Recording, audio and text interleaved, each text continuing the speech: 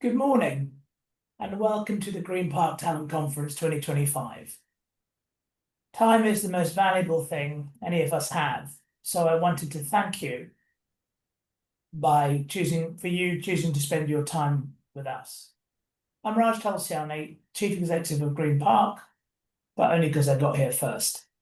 I'm also co-founder of Race Equality Matters, a not-for-profit dedicated to driving intersectional productivity and well-being at work through the prism of race.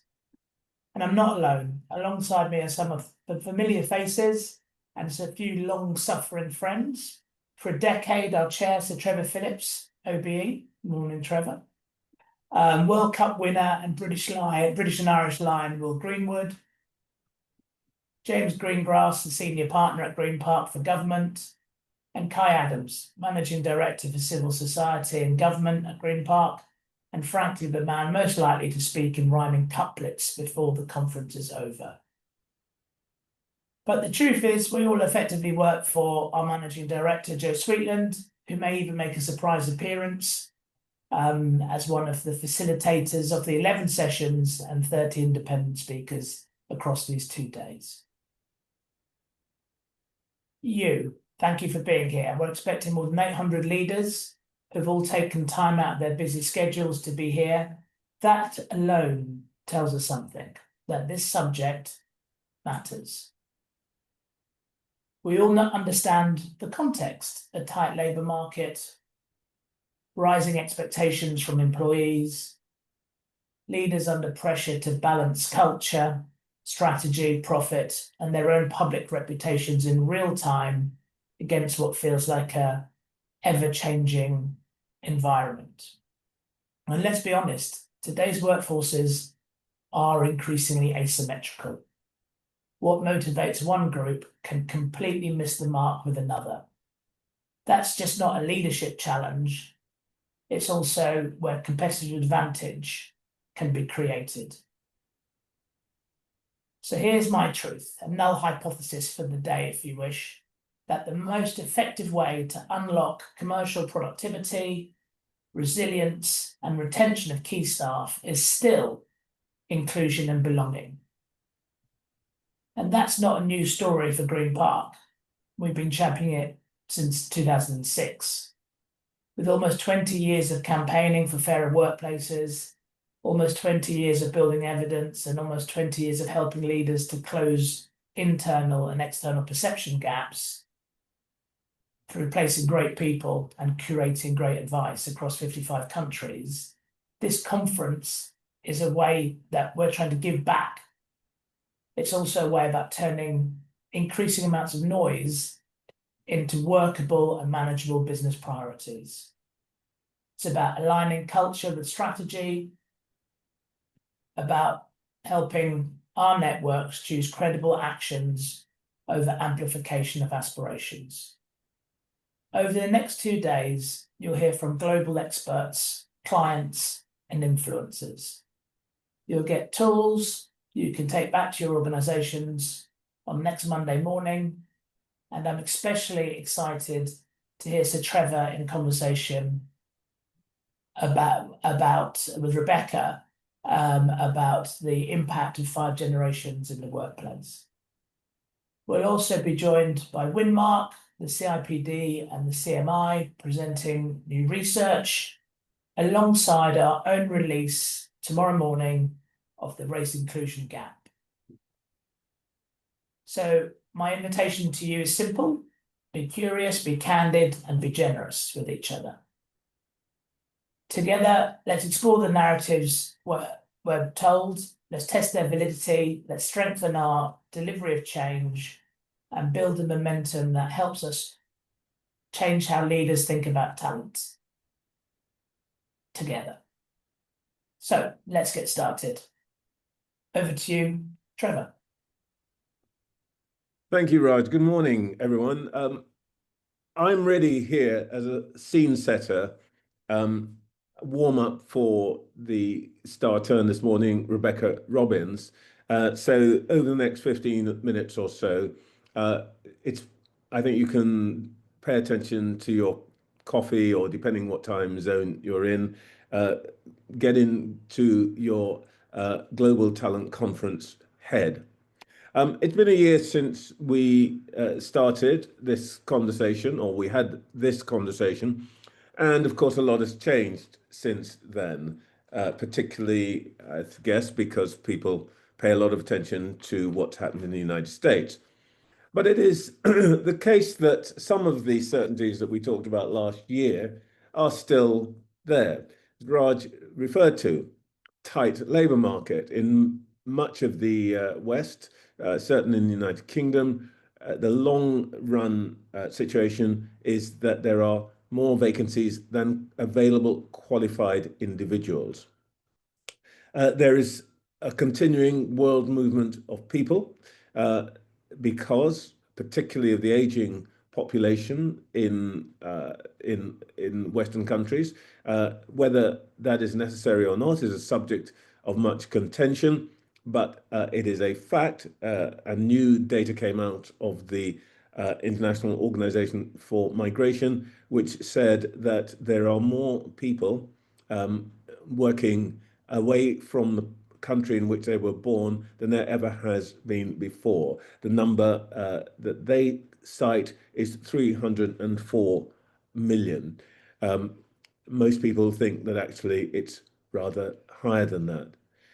There's a continuing issue of the raised expectations of behavior in the corporate world, and we see corporate chiefs being dismissed, not just for financial underperformance, but for moral or behavioral turpitude, I think is probably the right word here.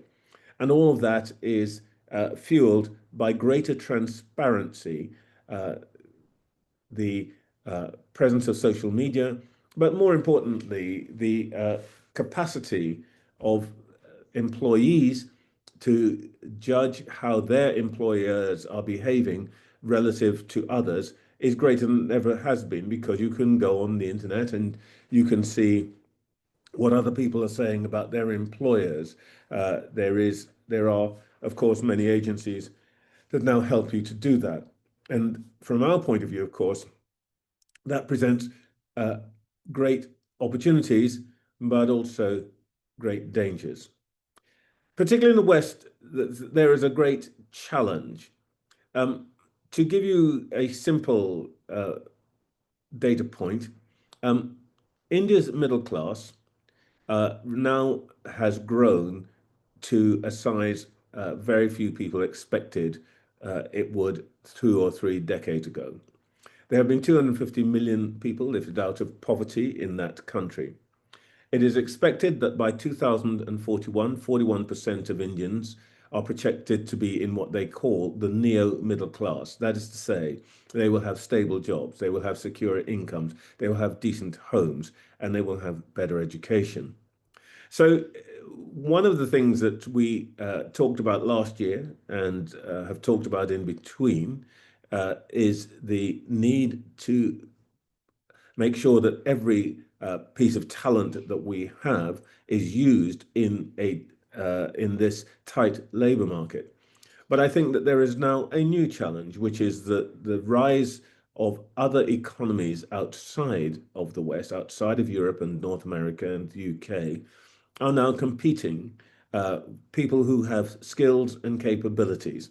And that in order to make sure that our people have a future, they too have to be engaged, not just those who haven't found a place in the world of work, but those who are in the world of work. One of the striking things that has been said to me in the last month or so is that the huge investment that the government cited when President Trump was here on his state visit, which ran into hundreds of billions, was welcome. But if you talk to workers in the places where those jobs are to be cited, they roll their eyes a little bit. And what they tell you is that the profits from that investment will probably be repatriated to the United States or India, and that the best jobs will be filled by people coming from those countries. So I wanted to add that in because it seems to me that if you take out the political noise that you'll be reading about in your papers pretty much every day, and certainly this morning, there is a reality in the world of work, which is that at a time when there's less certainty about the future of our economy, there is less certainty about how we should manage our people, how we give them hope, we give them the incentive to do better and to be better. That is one reason why Green Park, we've been thinking about what we call the asymmetric workforce. I'll talk a little bit more about this tomorrow, and we will be releasing more details about our thinking in this area in the weeks to come. But as everyone knows, we've spent a great deal of effort and energy in support and thinking about diversity and inclusion and how, in practical terms, the corporate world can do better.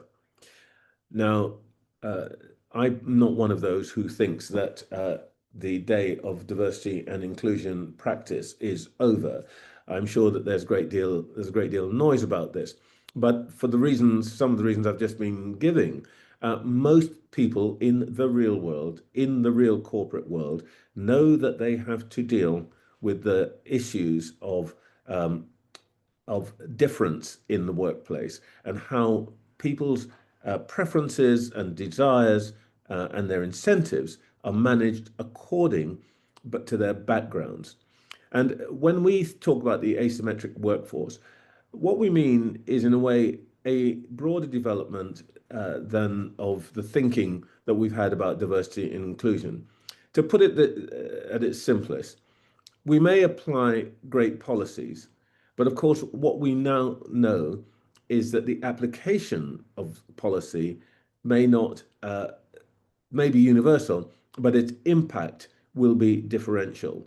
And to give you a very simple and I guess a positive way of thinking about this, if we look at the position of African Americans through the 20th century, what we have now been able to see through new pieces of research is that the single most significant policy that raised the aspirations and possibilities for African Americans was not civil rights, was not the Voting Rights Act, it was the minimum wage, which is a policy that applied to everyone, but had a differential impact on that particular group and opened up a new set of possibilities for them. We think that this is an issue of a principle which we need to think about much harder because, of course, we are now applying good principles of measurement, good principles of consultation, and so on. But of course, the truth is, as you will see in the report that we release tomorrow about the race inclusion gap, the policy that we think applies to everyone and is good for everyone, and the landscape that we read as good for everyone, may not be seen as that by every group. And without saying too much, one of the things that will become clear from when we release that report is that if you take your minority workers' view of their leaders, it is very different to those of their peers. So the asymmetric workforce, we think, is going to be a very central issue going forward. We're used to talking about divisions in the workforce by ethnicity and also by gender. I think that increasingly we're going to have to think about the generational divide in our workplaces. And I am going to talk to Rebecca about that in 10 minutes or so.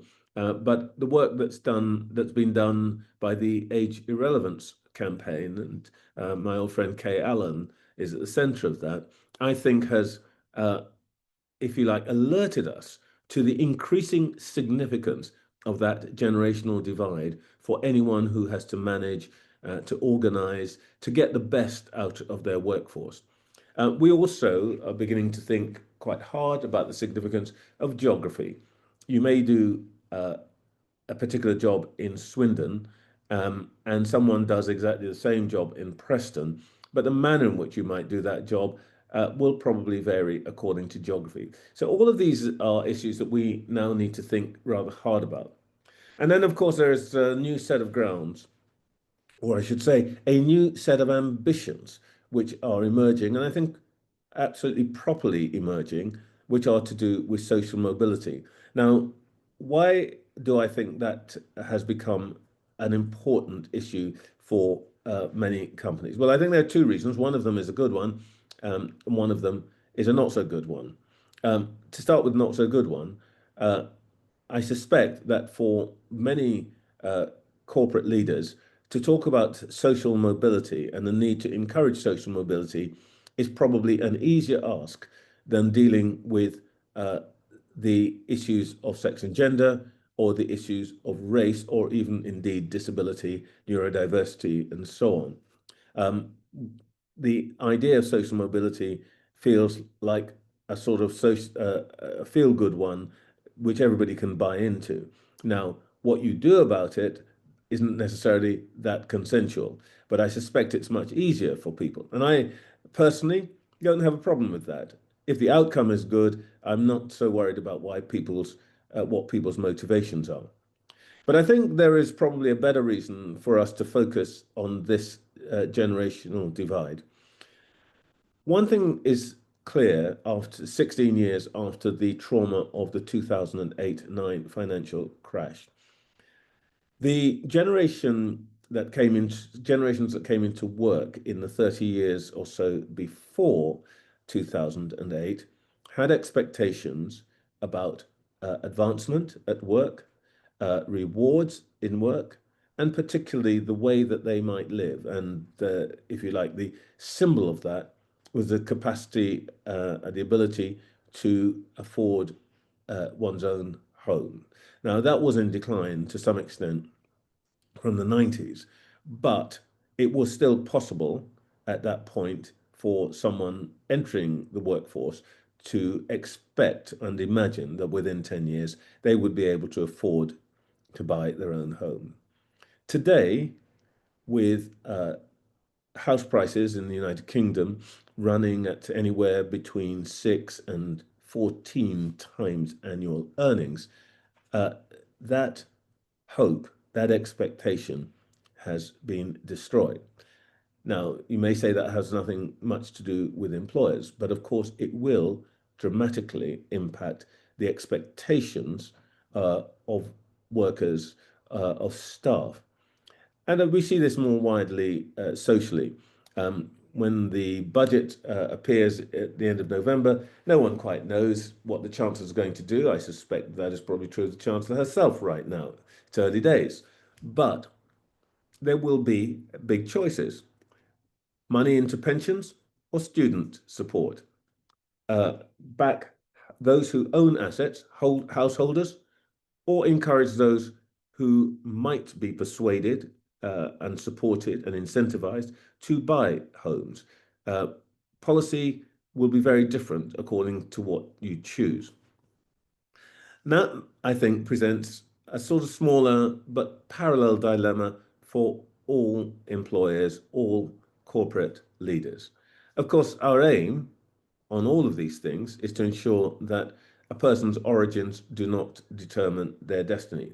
And that is true about all the divisions, protected characteristics, but as well as socioeconomic backgrounds. But I think that increasingly, all of us in the corporate world are going to have to think rather hard about that. And of course, it will. I'm not a great believer in the fashionable concept of intersectionality, but actually, in this particular case, I think it does have an impact.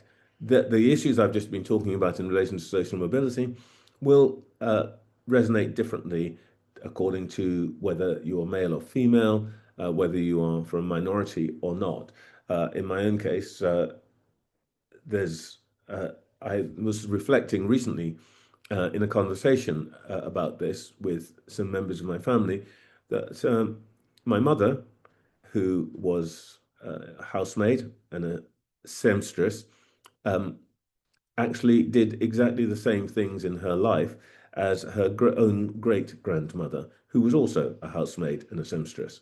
My father, on the other hand, was a son of someone who in this country we'd call a rag and bone man, but ended his life in a white collar job, the job that he wanted to do.